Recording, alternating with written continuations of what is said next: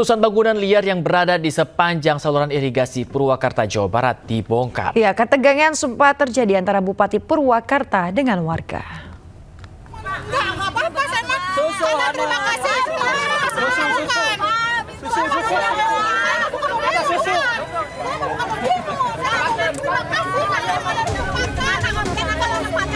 Ketegangan sempat terjadi saat Bupati Purwakarta Saiful Barti Bidjen berhadapan dengan emak-emak saat pembongkaran bangunan liar di Purwakarta, Jawa Barat. Pembongkaran 417 bangunan mendapat protes warga yang menempati bangunan tersebut. Mereka beralasan tinggal di tempat itu selama puluhan tahun dan selalu membayar retribusi. Namun pembongkaran ini tetap dilakukan guna menjaga lingkungan di sepanjang saluran irigasi.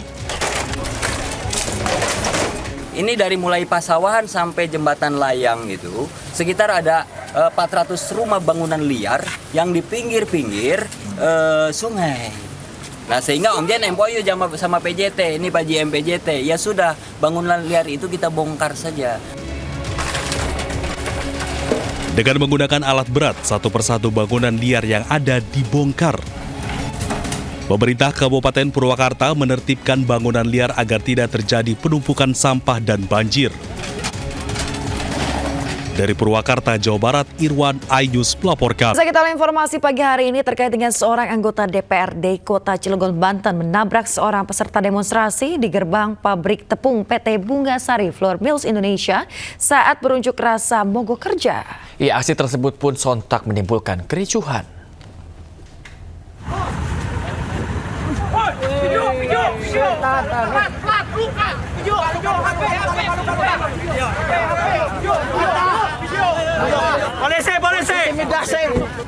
Seorang anggota DPRD Kota Cilegon diduga sengaja menabrak seorang peserta unjuk rasa yang memblokade gerbang pabrik tepung milik PT Bunga Sari Flour Mills Indonesia di Kecamatan Ciwandan, Kota Cilegon, Banten.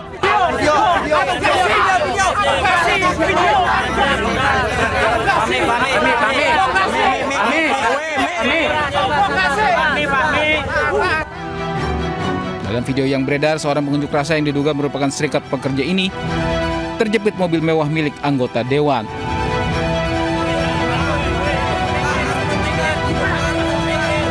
Posisinya terjepit.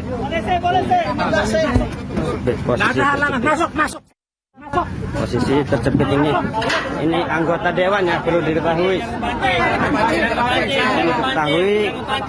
Ini anggota dewan ya, anggota dewan.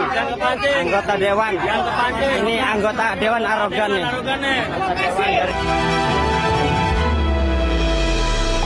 Akibat arogansi anggota dewan ini pun sontak menimbulkan kericuhan. Usai kejadian, anggota serikat buruh akan melaporkan anggota dewan tersebut ke polisi. Sementara itu, DPRD Kota Cilegon masih menunggu klarifikasi dari anggota dewan yang melakukan aksi tersebut.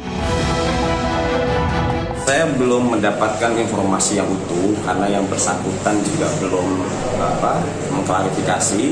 Tapi kita dari pagi sudah langsung beraudiensi, membuka ruang dialog dengan teman-teman serikat buruh yang tadi pagi ada insiden.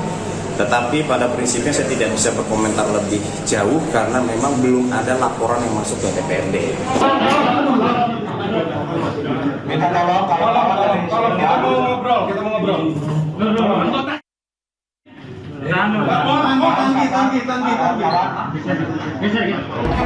Aksi unjuk rasa mogok kerja ini dilakukan dalam beberapa hari terakhir di depan pabrik PT Bunga Sari Flour Mills Indonesia.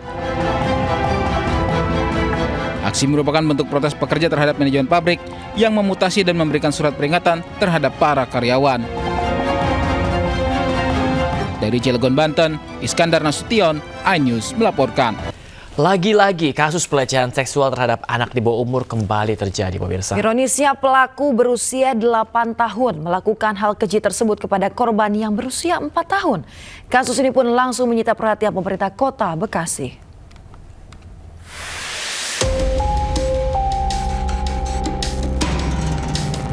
Kasus pelecehan seksual sesama jenis yang dilakukan anak berusia 8 tahun dengan 4 korban yang usianya lebih muda daripada pelaku.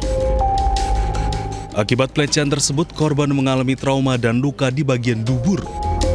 Korban juga telah melakukan visum di RSUD Kota Bekasi dengan pendampingan dari DP3A.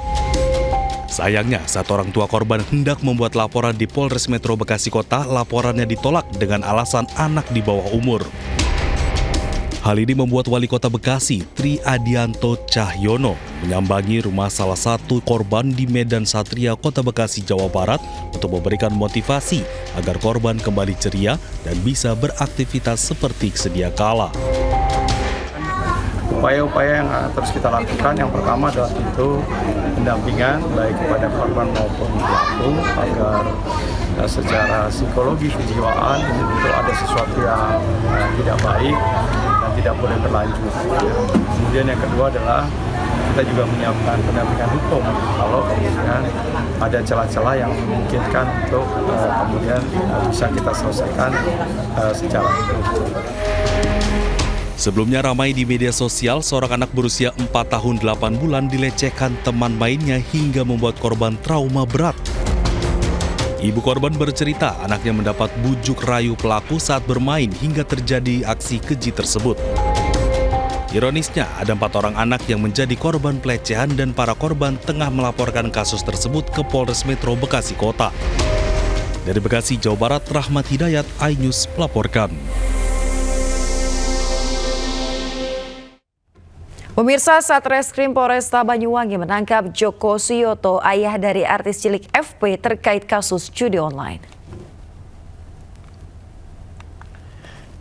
Polisi menangkap tersangka Joko Suyoto, ayah dari artis cilik FP yang sempat menghebohkan jagat hiburan tanah air dengan lagu Jawanya. Joko ditangkap pada Selasa pada tanggal 10 Juni lalu di rumahnya di daerah Srono bersama sejumlah saksi. Bukti yang memperkuat Joko sebagai tersangka adalah permainan judi online yang didapati di ponsel pelaku dan terindikasi sering digunakan bermain judi online. Tersangka Joko Suyoto dijerat dengan pasal 303 tentang perjudian.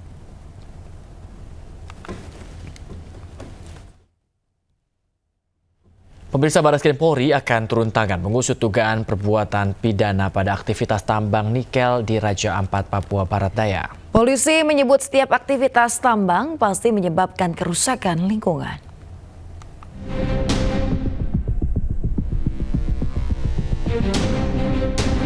Pihak kepolisian melalui Direktorat Tindak Pidana Tertentu di Tipiter Barreskrim Polri menegaskan akan menyelidiki dugaan unsur pidana dalam aktivitas pertambangan nikel di wilayah Raja Ampat, Papua Barat Daya. Polisi menyebut dugaan kerusakan lingkungan dari aktivitas tambang di Raja Ampat sangat mungkin terjadi. Sebab sebagaimana aktivitas pertambangan pada umumnya pasti menyebabkan kerusakan lingkungan. Ya namanya tambang itu pasti selalu ada kerusakan lingkungan. Itu emang tambang mana yang nggak ada kerusakan lingkungan, makanya nanti direklamasi. Walaupun ada cuma makanya ada aturan untuk reklamasi, ada di situ kewajiban pengusaha untuk memberikan jaminan reklamasi. Bapak, berarti udah ada yang diselidiki ya Pak? Itu diselidiki berdasarkan laporan masyarakat atau seperti apa Pak? Atau temuan? Atau LPA? Ya temuan adalah. Ya. Temuan aja. Oke teman-teman, terima kasih. Terima kasih Pak. Pihak kepolisian memastikan proses penyelidikan dugaan pidana dalam kasus ini dilakukan sesuai undang-undang. Penyelidikan dilakukan berdasarkan temuan atas 4 izin usaha pertambangan nikel yang telah dicabut pemerintah dan bukan atas laporan masyarakat maupun instansi terkait. Tim Liputan iNews melaporkan. Pemirsa, Menteri SDM Bahlil Lahadalia membantah isu keterkaitan mantan Presiden Jokowi dan juga istrinya Iriana di kasus pemberian izin tambang nikel di Raja Ampat. Ya, tudingan ini menyeruak pemirsa setelah beredar rekaman kapal dengan inisial JKW dan Iriana diduga mengangkut nikel di Raja Ampat.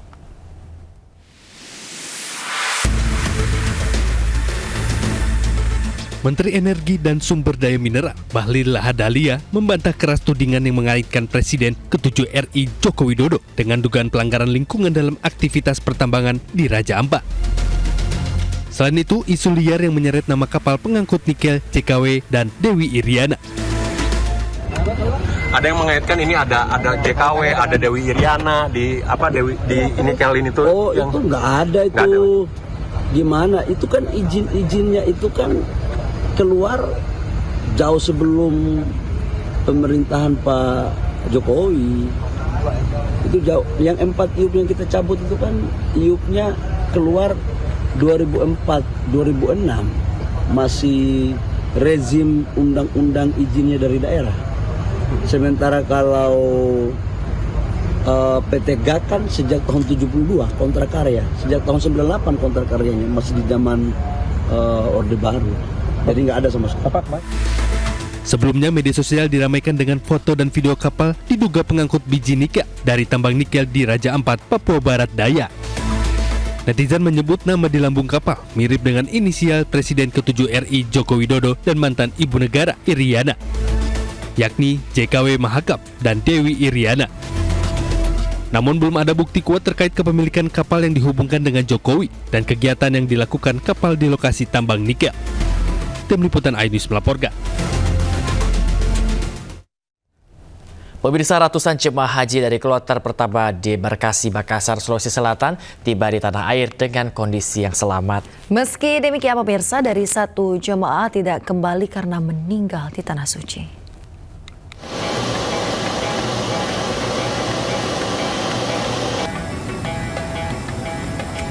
Ratusan jemaah haji dari kloter pertama debarkasi Makassar akhirnya tiba di Indonesia melalui Bandara Sultan Hasanuddin Makassar, Sulawesi Selatan pada Rabu malam. Satu persatu para jemaah haji keluar dari pesawat dengan mengenakan berbagai pakaian unik khas Sulawesi Selatan. Tak jarang sebagian dari mereka melakukan sujud syukur karena dapat kembali dalam keadaan sehat.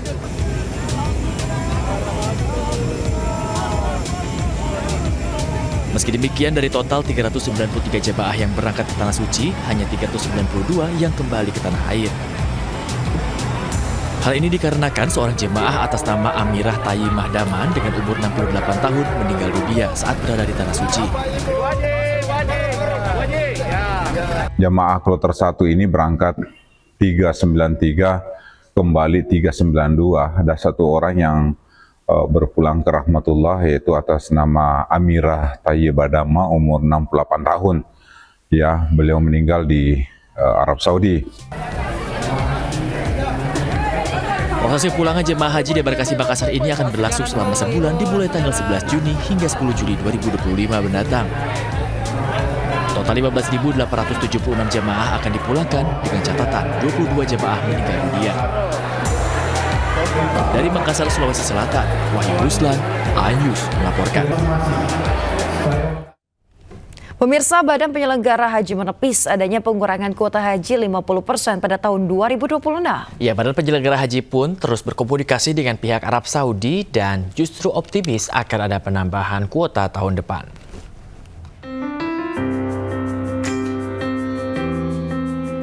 Badan Penyelenggara Haji menyebut pihaknya telah melakukan komunikasi lebih lanjut dengan pihak Arab Saudi terkait wacana pengurangan kuota haji 50%. BP Haji mengatakan pengurangan kuota haji 50% hanya berupa wacana dari pihak Arab Saudi yang kemungkinan besar tidak jadi direalisasikan tahun 2026 mendatang. Hingga kini kuota haji resmi bagi Indonesia juga belum ditentukan oleh Kementerian Haji Arab Saudi karena masih menunggu musim haji selesai secara tuntas. Berita karena hari ini yang berkembang itu pemerintah Saudi potong 50% kuota haji Indonesia 2026. Bukan, yang ada adalah wacana pemotongan itu muncul karena Kementerian Haji dan Umroh melihat kesemerautan pengelolaan haji Indonesia tahun 2025 ini. Nah, itu yang kemudian mereka sampaikan ke kami, namun mereka melihat ada peluang perbaikan yang signifikan terkait dengan kebijakan Presiden Prabowo untuk perubahan manajemen pengelolaan haji melalui badan setingkat kementerian yang disebut dengan Badan Penyelenggara Haji. Seperti diketahui sebelumnya, di tahun 2025, kuota haji Indonesia adalah 221.000 jemaah haji, terdiri atas 203.320 haji reguler dan 17.680 haji khusus. Apabila kuota haji dikurangi 50%, maka haji akan ada 110.000 jemaah haji berangkat tahun 2026 yang tentunya berimbas pada waktu tunggu dari para calon jemaah haji menjadi lebih lama. Dari Jakarta, Tim Liputan iNews melaporkan. Pemirsa, berbagai persiapan dilakukan jelang kedatangan jemaah haji dari Tanah Suci di Bandara Internasional Juanda, Sidoarjo, Jawa Timur. Pemirsa, guna memastikan kesehatan jemaah haji, Balai Besar Kekarantinaan Kesehatan atau BBKK Surabaya menyiapkan petugas kesehatan sejak tiba di Bandara Internasional Juanda hingga menuju ke asrama Haji Sukolilo. BBKK Surabaya juga akan menggunakan thermal scanner untuk memantau suhu tubuh para jemaah, terutama terkait dengan penyebaran COVID-19.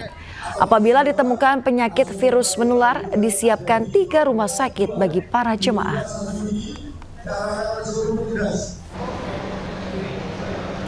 Sementara itu, guna menghindari antrian kedatangan maupun keberangkatan ke luar negeri, kantor imigrasi kelas 1 khusus TPI Surabaya memberlakukan autogate dalam pemeriksaan paspor di Bandara Internasional Juanda.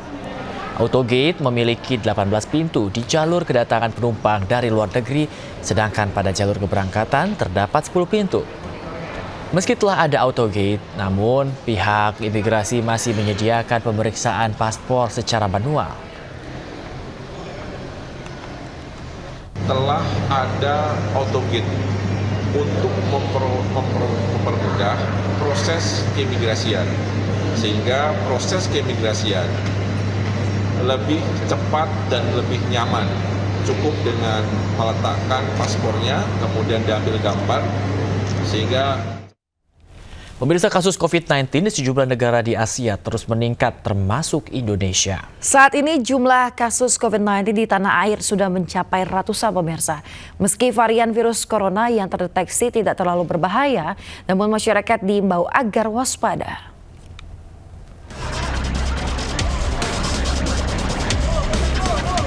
Menteri Kesehatan Budi Gunadi Sadikin berkunjung ke Rumah Sakit Hasan Sadikin, Bandung. Dalam kegiatan itu, Budi Gunadi Sadikin menjelaskan bahwa jumlah kasus COVID-19 di Indonesia semakin hari semakin meningkat. Saat ini jumlah kasus COVID-19 di tanah air sudah mencapai ratusan. Menurutnya jenis varian ini tidak terlalu berbahaya. Kendati demikian, masyarakat diminta agar selalu waspada dan segera memeriksakan diri jika mengalami gejala seperti batuk dan flu. Di negara-negara ASEAN ini kita juga ada kenaikan sedikit. Teman-teman tetap waspada. Kalau misalnya ada batuk-batuk, segera dites. Kalau teman-temannya lingkungannya banyak batuk-batuk, pakai masker, rajin cuci tangan. Alhamdulillahnya apa? Alhamdulillahnya variannya ini adalah varian subnya Omicron. Jadi lemah. Selama teman-teman sudah pernah divaksinasi, kalau ada dan tadi protokol kesehatannya pakai masker, rajin cuci tangan, jaga jarak, kalau ada batuk-batuk. Diduga korsleting sebuah mobil minibus ludes terbakar di Slipi, Jakarta Barat. Kebakaran akibatkan arus lalu lintas dari Slipi ke Tomang macet panjang. Selamat malam, kami saat ini di depan Wisma Slipi untuk Jaya 65 KR kebakar. Sebuah mobil minibus terbakar di Jalan Letjen S. Parman, Slipi, Jakarta pada Rabu malam. Kobaran api dengan cepat menghanguskan seluruh bagian mobil yang tengah melintas dari arah Slipi menuju Tomang.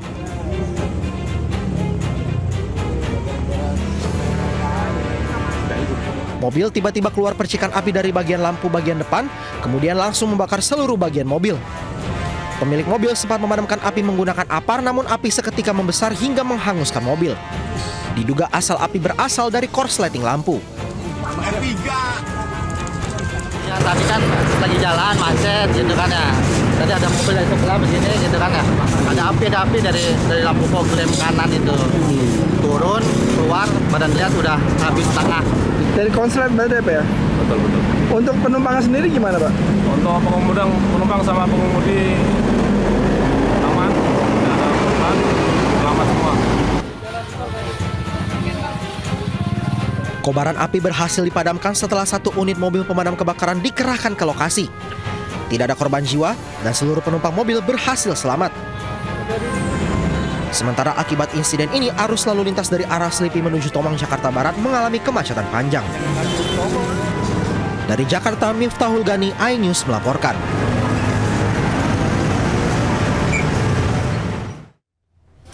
Pemirsa, pasca kebakaran yang menghanguskan ratusan rumah di Kapuk Muara, Penjaringan, Jakarta Utara, warga korban kebakaran mencoba merenovasi rumah mereka. Sejumlah warga korban kebakaran mendatangi rumah-rumah yang rata dengan tanah. Mereka memungut sisa-sisa puing yang dapat digunakan kembali, serta mencoba untuk merenovasi rumahnya secara bertahap. Para korban kebakaran berharap mendapat bantuan dari pemerintah berupa pasir dan juga semen agar dapat membangun kembali rumah-rumah mereka. Pemerintah udah ada, tapi untuk bantuan aman ya? Aman.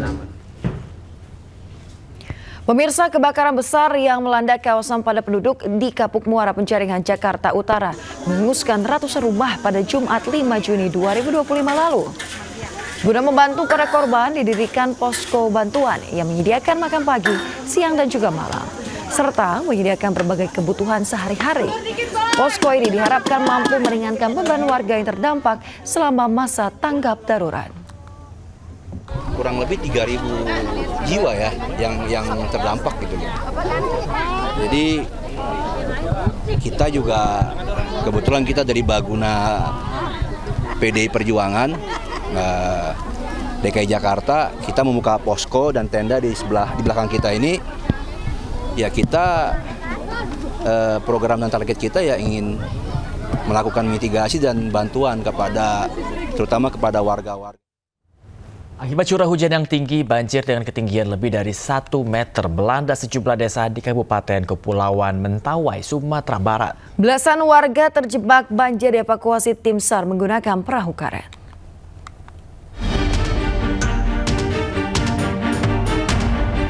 Hujan deras selama berjam-jam memicu bencana banjir di Pulau Sipora, Kabupaten Kepulauan Mentawai, Sumatera Barat. Banjir melanda 2 kecamatan di Pulau Sipora Utara dan Sipora Selatan. Tim SAR dari Basarnas melakukan operasi pencarian dan pertolongan terhadap warga terjebak banjir di Desa Saureinu, Kecamatan Sipora Selatan di tengah hujan deras disertai angin kencang.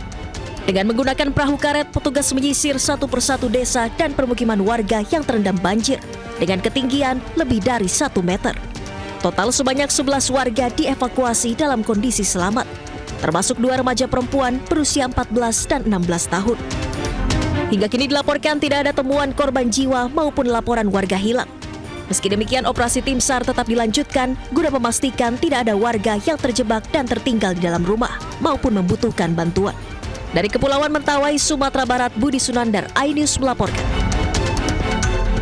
Terima kasih, ada kembali di News Pagi pemirsa. Presiden Prabowo menyinggung soal kekayaan Indonesia yang telah dicuri oleh Belanda selama penjajahan dahulu. Hal ini disampaikan saat memberikan sambutan pada pembukaan pameran pertahanan Indo Defense 2025 di J-Expo Kebayoran.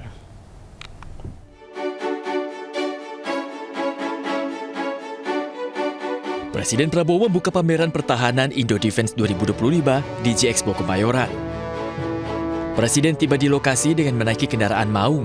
Kedatangan Presiden Prabowo disambut barisan siswa sekolah dasar. Dalam pernyataannya, Presiden menyinggung soal kekayaan Indonesia yang telah dicuri oleh Belanda selama penjajahan dahulu.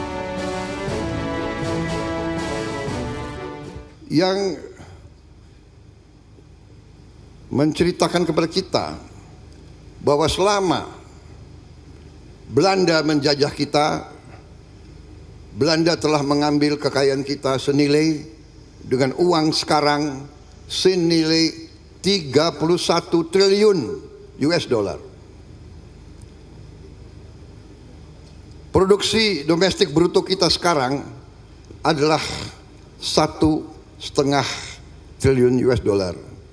Berarti kekayaan yang telah diberikan atau diambil dari bangsa Indonesia adalah sama dengan mungkin 18 kali seluruh produksi bangsa Indonesia, 18 kali GDP kita, atau sama dengan kurang lebih 144 tahun anggaran kita 140 tahun. Selain itu, Presiden Prabowo juga menyinggung soal pentingnya menjaga perdamaian lantaran perang menimbulkan kehancuran. Dari Jakarta, Tim Liputan iNews melaporkan. Presiden Prabowo Subianto mengklaim banyak lembaga ekonomi di dunia yang memprediksikan jika Indonesia masuk daftar 5 negara dengan kekuatan ekonomi terbesar. Selain itu, pemirsa, menurut Prabowo, GDP di Indonesia merupakan salah satu yang tertinggi di dunia. Mengajarkan kepada kita, kalau kita sekarang berhasil menjaga kekayaan kita, mungkin GDP per kapita kita juga salah satu yang tertinggi di dunia, dan hampir semua lembaga-lembaga ekonomi dunia sudah meramalkan bahwa ekonomi Indonesia bisa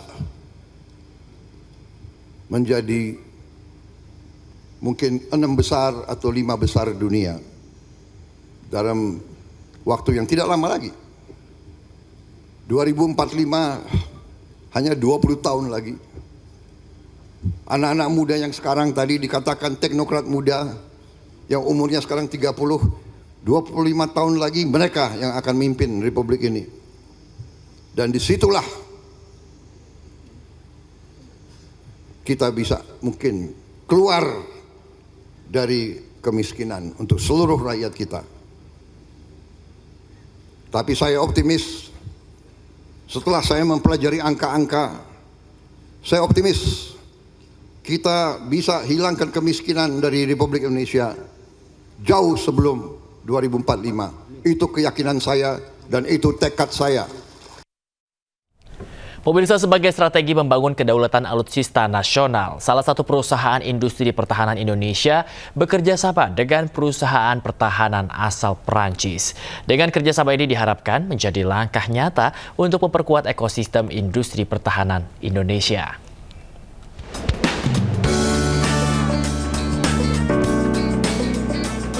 Setelah lebih dari 15 tahun bermitra, PT Pindad dan KNDS kini menegaskan langkah strategis baru melalui penandatanganan 2 MOU dengan dukungan langsung Kementerian Pertahanan Indonesia. Kerjasama diarahkan pada transfer teknologi dan industrialisasi produk pertahanan di dalam negeri yang diharapkan menjadi langkah nyata membangun ekosistem industri pertahanan yang mandiri. Hingga kini, Indonesia telah menerima 56 unit sistem artileri Caesar dari KNDS untuk kebutuhan TNI AD. Jumlah ini menjadikan Indonesia sebagai pengguna terbesar ketiga di dunia dan terbesar di Asia. We are here today that we are signing something with a long-standing friends from PT Pindad. I think says a lot about our wish, intent to be not only Indonesia, but also, as I mentioned it before, regional headquarter and regional hub for the company together with industrial partners in Indonesia to reach out in Indonesia, of course, but also in the Southeast Asian region. Dalam momen menjalin kerjasama ini, Presiden Prabowo Subianto juga menyempatkan diri berkunjung ke pameran KNDS sebagai bentuk mendukung kesepakatan kedua negara. Fokusnya untuk yang ammunition system itu di transfer of technology and transfer of manufacture. Jadi we are focusing on that. Kemudian untuk yang second MOU itu di gun system. Jadi mulai sistem senjatanya sampai dengan kendaraannya. Jadi melalui peta jalan yang jelas dan transfer teknologi bertahap, kemitraan strategis ini diproyeksikan mampu memperkuat kapasitas industri pertahanan nasional dan membangun kedaulatan alutsista secara berkelanjutan. Dari Jakarta, Rizky Iqbal, Leman, AA News melaporkan. Gubernur Jawa Barat Deddy Mulyadi dilaporkan ke Barreskrim oleh salah satu orang tua siswa terkait program pendidikan karakter ala militer. Menanggapi hal tersebut, Deddy Mulyadi menyebut laporan kepolisian merupakan hak setiap orang dan mengaku akan menaati proses hukum yang berjalan.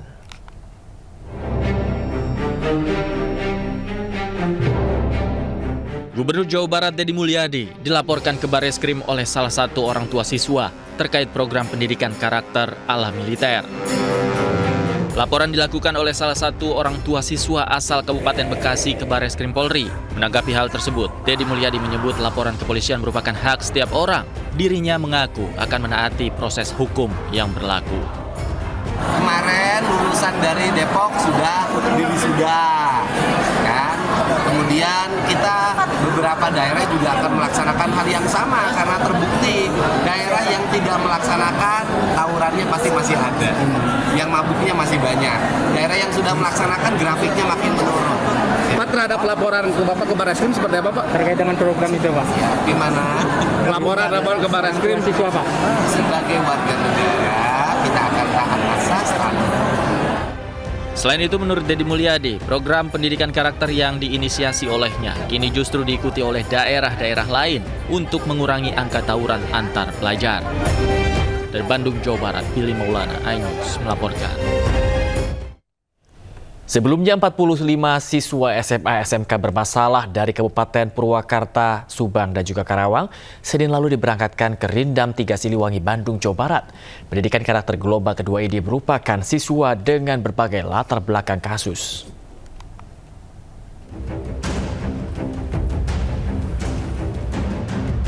Para orang tua dari 45 siswa SMA SMK dari 3 kabupaten mengantarkan anak-anak mereka untuk dididik secara militer.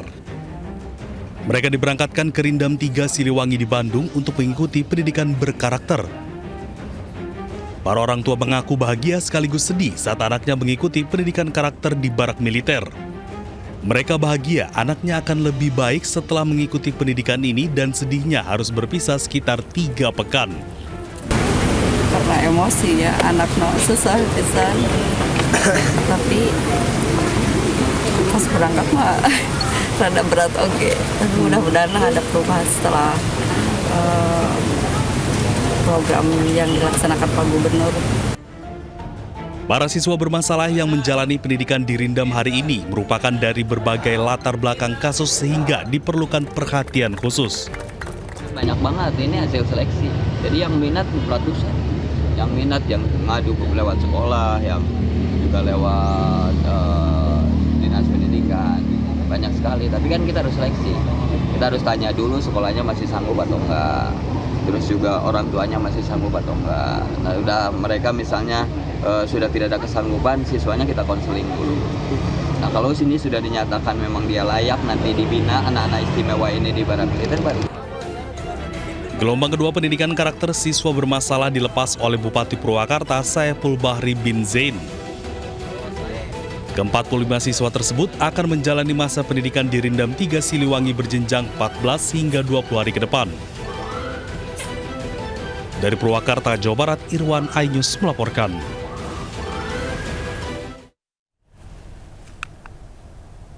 Anggota Dewan Perwakilan Daerah DPD RI asal Aceh menolak usulan Gubernur Sumatera Utara Bobi Nasution untuk mengelola bersama 4 pulau di Kabupaten Aceh Singkil. Sebelumnya, Kementerian Dalam Negeri telah menetapkan 4 pulau yang disengketakan tersebut masuk ke dalam wilayah Sumatera Utara.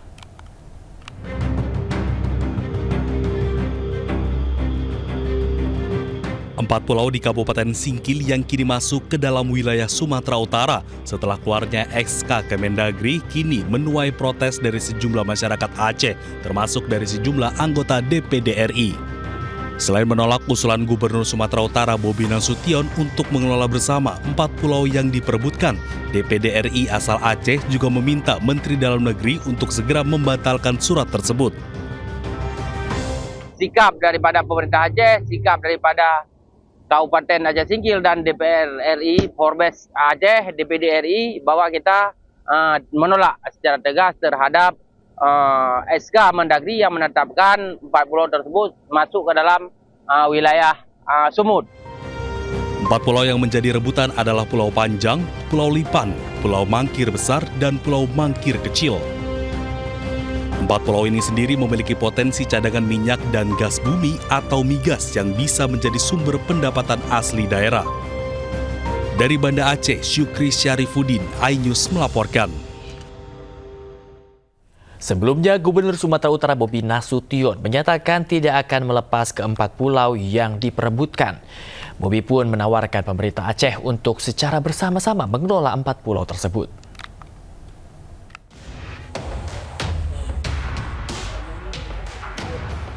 Usai Mendagri memutus 4 pulau Aceh masuk ke wilayah Sumatera Utara, kedua gubernur masing-masing daerah bertemu.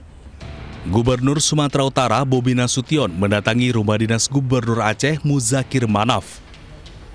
Gubernur Sumut tegaskan enggan melepas begitu saja meski banyak desakan dari masyarakat Aceh. Bobi pun sudah menawarkan pemerintah Aceh untuk secara bersama-sama mengelola 4 pulau ini. Kalau saya bilang baik, kalau masalah pulaunya, masalah wilayahnya mau masuk ke Medan, masuk ke Sumut, masuk ke Aceh, itu kami ikuti mekanisme. Kalau kaji ulang nggak apa-apa, kamu bersini aja. Tapi bukan seolah-olah diserahkan, kami Sumut dengan leluasa, dengan kebesaran hati, gitu, cuma tengah melepaskan, nggak bisa seperti itu. Sebelumnya melalui keputusan Menteri Dalam Negeri, 4 pulau yang menjadi rebutan yakni Pulau Panjang, Pulau Lipan, Pulau Mangkir Besar, dan Pulau Mangkir Kecil dinyatakan masuk dalam wilayah Kabupaten Tapanuli Tengah, Provinsi Sumatera Utara. Dari Medan, Sumatera Utara, Ahmad Ridwan Nasution, iNews melaporkan. Presiden ke-7 RI pasang badan terkait usulan pemakzulan Gibran yang disampaikan Forum Purnawirawan TNI. Usulan pemakzulan diklaim telah diserahkan Forum Purnawirawan ke Parlemen.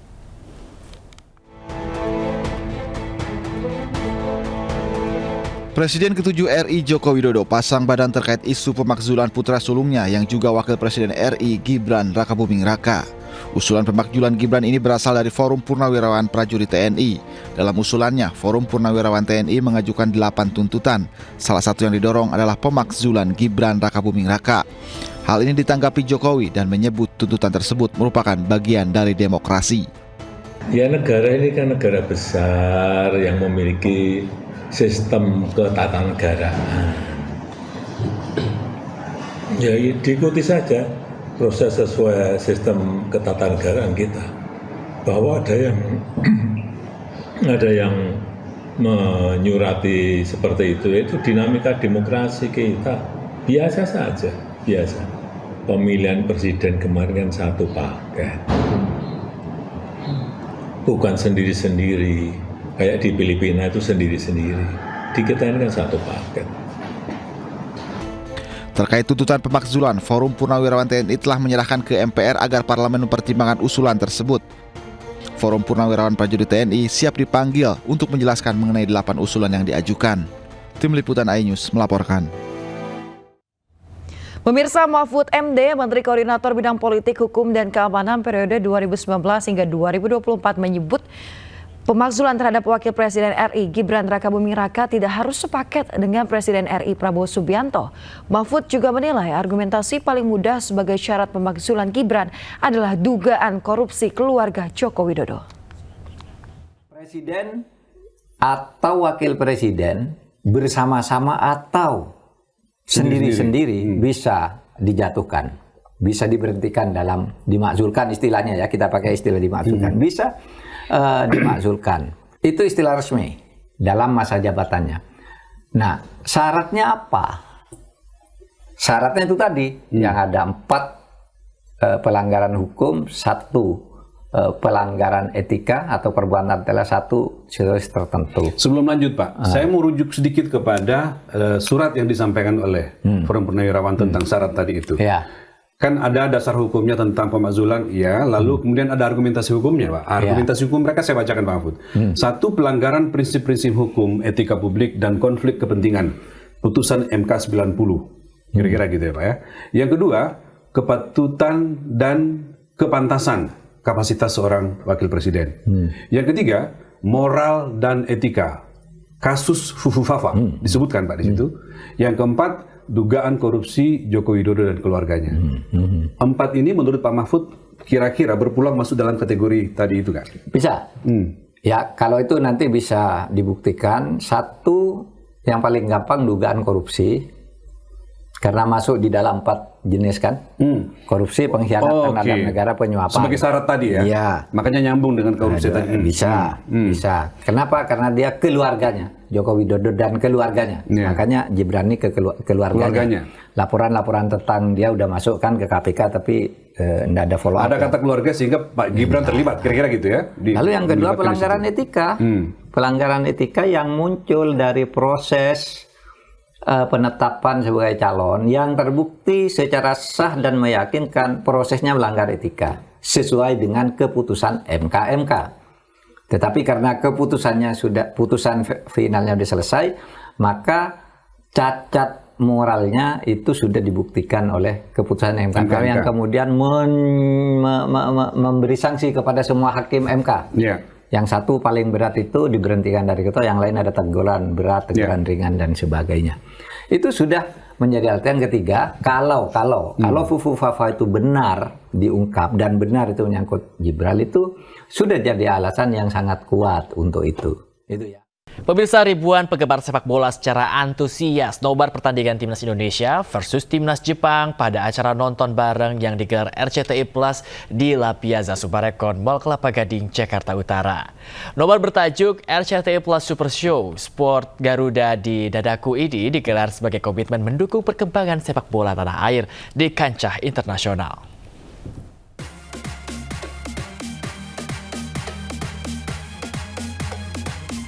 Pecinta sepak bola tanah air nampak antusias ikut nobar dan mendukung kemenangan Timnas Indonesia versus Jepang pada acara nonton bareng yang digelar RCTI Plus di La Piazza Sumarekon Mall Kelapa Gading, Jakarta Utara. Acara nobar bertajuk RCTI Plus Super Show Sport Garuda di Dadaku semakin seru dengan rangkaian acara hiburan bagi pecinta sepak bola. Dalam laga ini, Indonesia harus menerima keunggulan Jepang dengan skor 6-0 dan bersiap melanjutkan perjalanan di babak keempat kualifikasi Piala Dunia 2026. Ya, saya pikir dengan begitu banyaknya nonton bareng seperti ini membuat rasa nasionalisme kita untuk mendukung timnas sangat luar biasa. Dan itu terlihat bahwa semua masyarakat Indonesia mendukung timnas Indonesia. Ya, ekosistem nobar seperti ini adalah pemain ke-12, yaitu supporter yang sangat kita inginkan. Dan juga kalau bisa di setiap tempat adain nobar yang banyak banget karena untuk bisa mensupport para timnas kita yang suka berlaga di setiap negara masing-masing.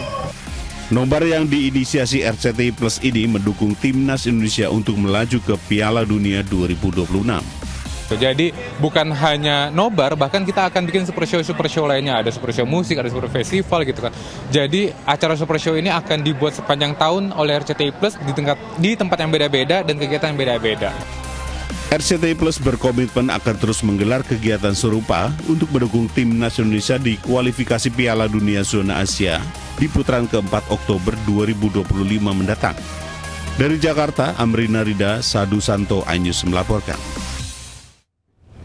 Pemirsa, atlet biliar Indonesia Ponco Manurung berhasil meraih gelar juara dalam kejuaraan biliar Borneo Nine Ball International Open 2025 di Kota Pontianak, Kalimantan Barat. Di babak final, Ponco mampu mengalahkan pebiliar asal Filipina Richard Alinsap dalam pertandingan cukup sengit yang berkesudahan dengan skor tipis 10-9.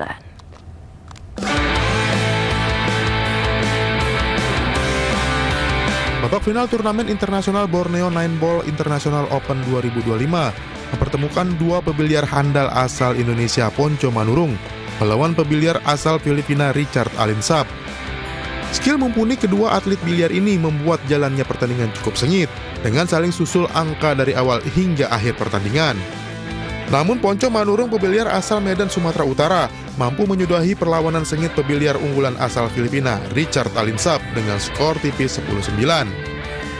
Yang pasti kita puas ya Bang ya, bangga juga karena kebetulan saya di semifinal sampai dengan final lawan Filipina, dua-duanya lawan orang luar. Ya semua juga tahu lah, kita namanya juga antar negara kita sedikit lebih tegang karena pastinya kita harus menang karena di tempat kita sendiri. Turnamen Borneo Nine Ball International Open 2025 diikuti 112 atlet biliar yang digelar di Bakotpul, Pontianak, Kalimantan Barat. Tidak hanya atlet lokal, ajang bergengsi ini juga diikuti sejumlah atlet dari negara-negara tetangga seperti Malaysia, Filipina, Brunei Darussalam, dan Singapura. Dari Pontianak, Kalimantan Barat, Uun Yuniar, iNews melaporkan. Ada kembali di iNews Pagi, pemirsa. Sebuah kantor dan mes karyawan milik perusahaan perkebunan di Siak Riau dibakar warga. Kita kasih tahu. Apa beritanya kita kasih tahu? Dulu. Biar kami selesaikan dulu. Nanti apapun berita.